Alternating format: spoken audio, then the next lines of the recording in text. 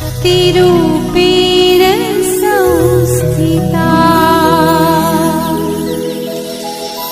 नमस्तस्यै नमस्तस्यै नमो नमः। ભાગીદારી।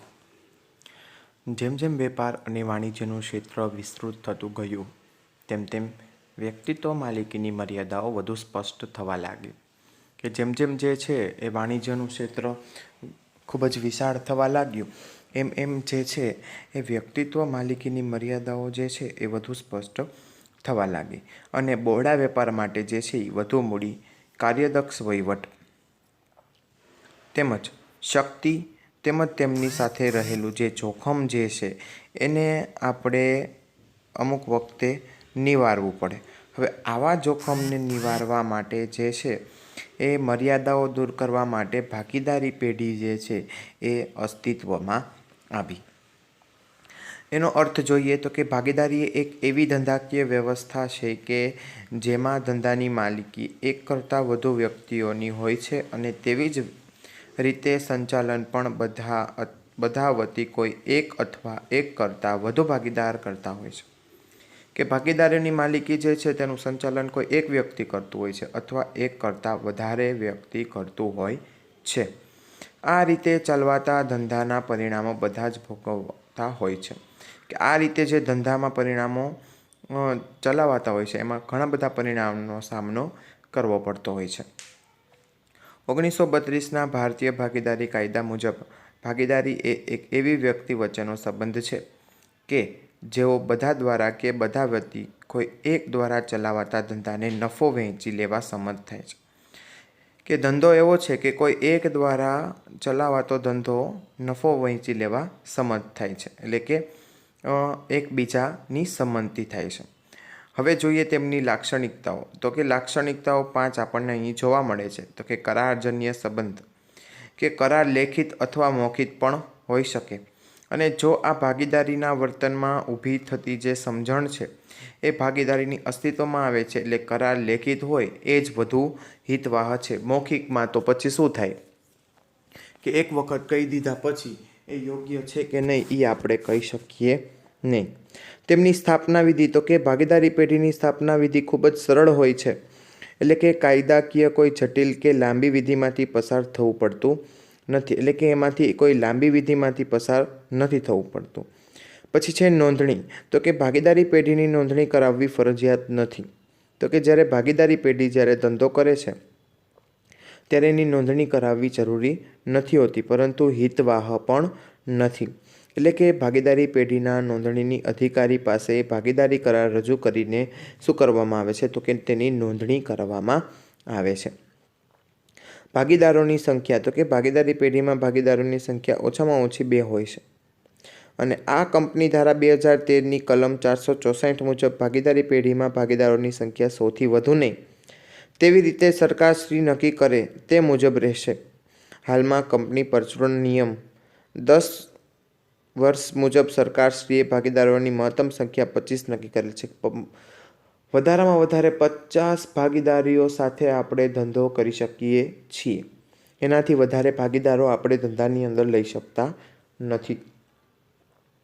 ઉદ્દેશ તો કે ભાગીદારી પેઢીનો મુખ્ય ઉદ્દેશ છે તો કે કાયદેસરની ધંધાકીય પ્રવૃત્તિ કરીને નફો મેળવવાનો હોય છે તો કે હંમેશા કોઈ પણ ધંધો જે છે એનો ઉદ્દેશ નફો મેળવવાનો જ હોય છે એટલે કે નફાના હેતુથી જે છે એ ભાગીદારી નથી થતી હોતી એટલે કે દાખલા તરીકે સામાજિક સેવા કે ધાર્મિક કાર્ય કરવાની પ્રવૃત્તિ કાયદેસરની હોવા છતાં તે નફાનો ઉદ્દેશ ન હોવાથી ભાગીદારી નથી કે સામાજિક સેવા અને ધાર્મિક કાર્ય જે છે એ કરવાની પ્રવૃત્તિ જે છે એ કાયદેસરની હોવા છતાં પણ જે છે એ નફાનો જે ન હોવાથી એટલે શું થાય છે તો કે ભાગીદારી હોતી નથી એવો ઉદ્દેશ એની અંદર રહેલો હોય છે। છઠ્ઠું છે મૂડી તો કે સામાન્ય રીતે બધા જ ભાગીદારો જે છે એ મૂડી લાવે છે તેમ છતાં મૂડી લાવવી એ બધા ભાગીદારો માટે ફરજિયાત નથી। કરારમાં દર્શાવ્યા પ્રમાણે ભાગીદારો જે છે એ મૂડી લાવે છે કે ઘણી વખત એવો પણ પ્રશ્ન થાય છે કે મૂડી લાવવી એ ફરજિયાત આપણા માટે જે છે એ હોતું નથી. એટલા માટે જ જે છે એના માટે ઘણી વખત અમુક નિયમો પણ બનાવવામાં આવ્યા છે અને આ નિયમો જે છે એને અનુસરવા ખૂબ જ સહેલા બનતા હોય છે અને તે જ પ્રમાણે જે છે એ ભાગીદારો ધંધાની અંદર મૂડી લાવે છે. પછી છે સંચાલન. તો કે ભાગીદારી પેઢીમાં ધંધાનું સંચાલન બધા ભાગીદારો સંયુક્ત રીતે કરે છે. કે ધંધાનું સંચાલન છે એ સંયુક્ત રીતે કરતા હોય છે અને બધા જ ભાગીદારો ધંધાના નિર્ણયોમાં ભાગ લેવાનો અધિકાર છે. કે જેટલા ભાગીદારો જે છે એ દરેક ભાગીદારોને ધંધામાં ભાગ લેવાનો નિર્ણયનો અધિકાર છે. કરારમાં દર્શાવ્યા મુજબ કોઈ એક કે એક કરતાં વધારે ભાગીદારો પણ સંચાલન કરી શકે છે. કે આપણે જે કરારમાં દર્શાવ્યું હોય તો એક કરતાં વધારે પણ જે ભાગીદાર જે છે એ એમનું સંચાલન કરી શકે છે. પછી છે અમર્યાદિત જવાબદારી. તો કે વ્યક્તિત્વ માલિકીની જેમ દેવાની ચૂકવણીની બાબતમાં ભાગીદારોની જવાબદારી અમર્યાદિત છે. કે વ્યક્તિત્વ માલિકી જે છે એમ દેવાની ચૂકવણી જે છે એના બાબતમાં ભાગીદારોની જવાબદારી પણ અમર્યાદિત થતી હોય છે. જરૂર પડીએ પોતાની ખાનગી મિલકતો વેચીને પણ પેઢીનું દેવું ચૂકવવું પડે છે. ભાગીદારના કાયદા મુજબ ભાગીદારી પેઢીના દેવા માટે ભાગીદારો વ્યક્તિગત અને સંયુક્ત રીતે જવાબદાર છે. એ આપણે આગળ અમર્યાદિત જવાબદારીની અંદર પણ શીખી ગયા છીએ. આથી જો કોઈ પણ એક ભાગીદાર પેઢીના દેવા પોતાની અંગત મિલકતમાંથી ભરપાઈ ન કરી શકે તો બાકીના ભાગીદારોએ પોતાની અંગત મિલકતમાંથી ભરપાઈ કરવા પડે. જો કે ધંધામાંથી આપણે એ વસ્તુ વેચી અને આપણે પૈસા ન ચૂકવીએ તો આપણે પોતાના જે છે એ આપણે દેવાદારોને ચૂકવવા પડતા હોય છે. માલિકીની ફેરબદલી. તો કે ભાગીદારી પેઢીમાં માલિકીની ફેરબદલી સરળ નથી. કે જ્યારે ભાગીદારી પેઢી ઉત્પન્ન થાય ત્યારે માલિકીની ફેરબદલી થતી નથી અને કોઈ પણ જે છે એ સંમતિ વગર કોઈ પણ ભાગીદાર છે એ પોતાનો ભાગ જે છે એ બીજાની તરફેણમાં બદલી પણ નથી શકતો. જો કોઈ ભાગીદાર બધા ભાગીદારોની સંમતિ વગર હિસ્સાની ફેરબદલી કરે તો કોઈ પણ ભાગીદારી પેઢીનું વિસર્જન કરાવી શકે છે. કે જો કોઈ ભાગીદાર બધા ભાગીદારોની સંમતિ વગર જો હિસ્સાની ફેરબદલી કરી શકે તો એ ભાગીદાર જે છે એ પેઢીનું વિસર્જન પણ સાથે સાથે કરાવી શકે છે. ધારાકીય સ્થાન. તો કે 1932ના ભારતીય ભાગીદારી કાયદામાં ભાગીદારના હકો, ફરજો, નિયમો, પેઢીની નોંધણી તેમજ અન્ય જોગવાઈઓ દર્શાવવામાં આવી છે. કે 1932ના ભારતીય કાયદા અનુસાર ભાગીદારોના ઘણા હકો છે, ફરજો છે તેમજ નિયમો અને નોંધણી જે છે એની અન્ય ઘણી જોગવાઈઓ પણ જે છે એની અંદર દર્શાવવામાં આવી છે. તો પછી છે પેઢીનું આયુષ્ય. તો કે પેઢીનું આયુષ્ય જે છે એ મર્યાદિત હોય છે. એટલે કે પેઢી અલગ અલગ અસ્તિત્વ ધરાવે છે. તેને કારણે કોઈ એક ભાગીદાર જે છે એ અસ્થિર મગજનો થાય, મૃત્યુ પામે કે નાદાર જાહેર થાય તો ભાગીદારીનો અંત પણ આવી શકે છે. બાકીના ભાગીદારો સર્વસંમતિથી સંબંધિત ભાગની વહેંચણી અંદરોઅંદર અથવા નવા ભાગીદારના પ્રવેશ દ્વારા કરી શકે છે. કે જો એ કોઈ એક વ્યક્તિ જે છે એનું મૃત્યુ થાય અથવા તો કોઈ નાદાર જાહેર થાય તો એના અથવામાં તો કોઈ નવો ભાગીદાર પણ આવી શકે છે અથવા તો જે કાંઈ માલ મિલકત છે એનો જે જૂના ભાગીદારો છે એની સોંપણી અથવા વહેંચણી કરી શકે છે. એટલે કે ભાગ પાડી શકે છે અને જો આમ ભાગીદારીનો અંત આવે તો ઘણી વખત ભાગીદારી પેઢી જે છે એનું વિસર્જન પણ થતું નથી. હવે જોઈએ તેમના ફાયદા. તો કે સરળ અને ઓછી ખર્ચાળ સ્થાપના વિધિ કરવા માટે શું કરવું પડે? તો કે ભાગીદારી પેઢીની સ્થાપના વિધિ સરળ અને ઓછી ખર્ચાળ છે એ આપણને ખ્યાલ છે, પરંતુ સ્થાપના વિધિ માટે કોઈ ખાસ કાયદાની વિધિમાંથી પસાર થવું પડતું નથી. એટલે કે કાયદા અનુસાર જે ભાગીદારી પેઢી જે છે એની નોંધણી કરાવવી જે છે એ ફરજિયાત નથી હોતી, પરંતુ હિતાવહ છે કે જો નોંધણી કરાવી તો આપણા માટે સારું છે. કાર્યક્ષમ સંચાલન. કે વ્યક્તિત્વ માલિકી કરતાં ભાગીદારી પેઢીમાં એક કરતાં વધુ વ્યક્તિત્વ હોવાથી તેમના વિશિષ્ટ જ્ઞાનનો, બુદ્ધિનો, આવડતનો અને અનુભવનો લાભ પેઢીને મળે છે. કે વ્યક્તિત્વ માલિકીની અંદર જે છે એ ભાગીદારી પેઢીમાં એક કરતાં વધુ વ્યક્તિ હોય તો વિશિષ્ટ જ્ઞાન તેમજ બુદ્ધિ તેમજ આવડત અને અનુભવનો લાભ છે એ પણ પેઢીને મળતો હોય છે. તો સાથે સાથે ધંધાનું સંચાલન ભાગીદારોના હાથમાં જ હોવાથી તેઓ સંચાલનના વ્યક્તિગત રસ અને કાળજી લે છે. કે જે છે એ ભાગીદારોના હાથમાં જ હોવાથી તે શું કરે છે તો કે વ્યક્તિગત રસ અને કાળજી પણ એ લોકો લે છે. તેમજ સાથે સાથે ભાગીદારીનું કર્મચારી ઉપર પ્રત્યક્ષ નિયંત્રણ હોવાથી પેઢીની કાર્યક્ષમ સંચાલન પણ વધે છે. કે એનું નિયંત્રણ થવાથી શું થાય છે તો કે કાર્યક્ષમનું સંચાલન પણ થતું જોવા આપણને મળે છે.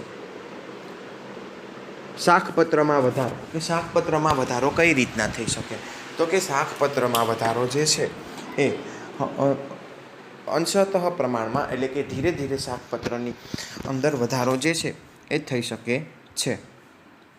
એટલે કે ઉધાર માલ વેચતા કે નાણાંનું ધિરાણ કરતાં આપણે અચકાતા નથી. એટલે કે લેણદારો તેમનું લેણું ગમે તે ભાગીદાર પાસે તેમની ખાનગી મિલકતોમાંથી પણ વસૂલ કરી શકે છે.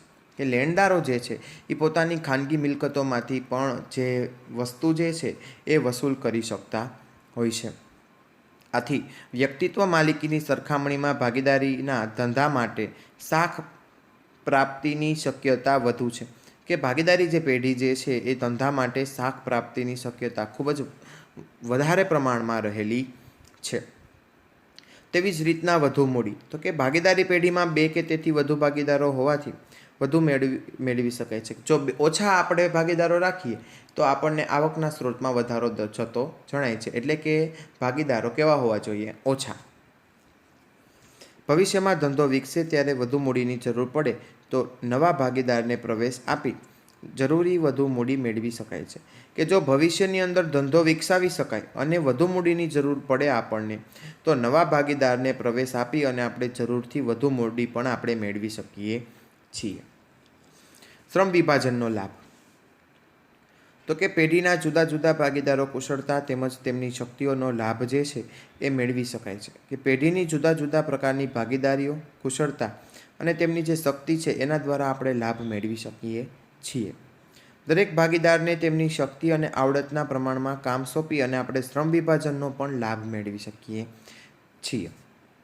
યોગ્ય નિર્ણયો ભાગીદારી પેઢીમાં કોઈપણ બાબત અંગે નિર્ણયો લેતા પહેલાં તેની ઉપર ચર્ચા વિચારણા થાય છે. કે ભાગીદારી પેઢીની અંદર જો કોઈ પણ બાબત અંગે આપણે નિર્ણય લેવાનો થાય તો એની બાબત પાછળ જે છે એની ચર્ચા વિચારણા થતી આપણને જોવા મળે છે. દરેક ભાગીદારનું મંતવ્ય લેવાય છે પછી જ ધંધાના હિતમાં સર્વસંમતિથી નિર્ણય લેવાય છે. કે ભાગીદારીના હિતમાં જે છે એ સર્વસંમતિથી જે છે એ એના હિત થાય એના માટે જ નિર્ણય લેવામાં આવે છે. નિર્ણય પ્રક્રિયામાં બધા જ ભાગીદારોના જ્ઞાન અને અનુભવનો લાભ મળતો હોવાથી ભૂલ ભરેલા નિર્ણયોની શક્યતા ઓછી રહે છે. કે નિર્ણયની જે પ્રક્રિયા છે એના જે ભાગીદારોનું જ્ઞાન છે એનો અનુભવનો લાભ મળતો હોવાથી જે ભૂલ ભરેલા નિર્ણયો છે એની ખૂબ જ ઓછી શક્યતા રહેતી હોય છે. પરિવર્તનશીલતા તો કે ભાગીદારી એ ઐચ્છિક કરાર છે. કે આ કરારની અંદર જરૂર મુજબ ફેરફાર કરી શકાય છે. કે ભાગીદારી પેઢી જે છે એ સ્વૈચ્છિક કરાર છે કે એમાં આપણે આપણી મુજબ જે છે એ કોઈપણ જાતનો ફેરફાર કરી શકીએ છીએ. બદલાતા સંજોગો મુજબ ભાગીદારીની પેઢીના સંચાલનમાં અને તેના માળખામાં પણ જરૂરી ફેરફારો સહેલાઈથી લાવી શકાય છે. કે આપણે જે જે સંજોગો બદલાવી શકીએ એની પેઢીના સંચાલનમાં અને તેના માળખાની અંદર પણ જે છે એ જરૂરી ફેરફારો આપણે સહેલાઈથી પણ લાવી શકીએ છીએ. લઘુમતીના હિતોનું રક્ષણ કે સામાન્ય રીતે ભાગીદારીના ધંધામાં કોઈપણ કાર્ય બધા ભાગીદારોની સંમતિથી થાય છે. કે સામાન્ય રીતે જે છે એ ભાગીદારીના ધંધામાં કોઈપણ કાર્ય જે છે એ બધા ભાગીદારોની સંમતિથી કરવામાં આવે છે. પેઢીના નિર્ણયોમાં કોઈપણ એક ભાગીદારની અસંમતિ હોય તો તે કાર્ય થઈ શકતું નથી. જોકે કોઈ પણ જે નિર્ણયો જે છે એ એક ભાગીદારીની અસંમતિ હોય તો તે કાર્ય જે છે એ આગળ વધી શકતું નથી. એટલે કે કોઈ પણ ભાગીદારી પેઢીના વિસર્જનની માંગણી કરે તો આમ લઘુમતીના હિતોનું રક્ષણ પણ થઈ શકે છે.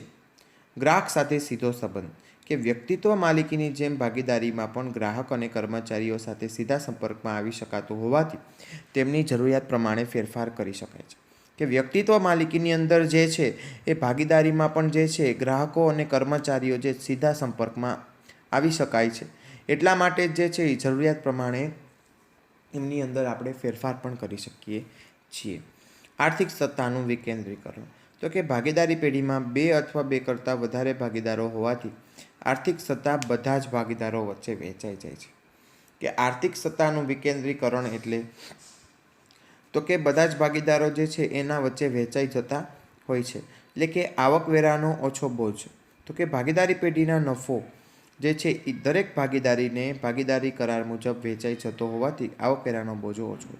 કે ભાગીદારી પેઢીની અંદર જે છે એ ભાગીદારો જે રહેલા છે એ ભાગીદારની કરાર મુજબ શું કરે છે, તો કે એને મુજબ જે છે એ નફો વહેતા હોય છે અને આવકવેરાનો બોજ જે છે એ પણ એ લોકોને ઓછો થતો જોવા મળે છે.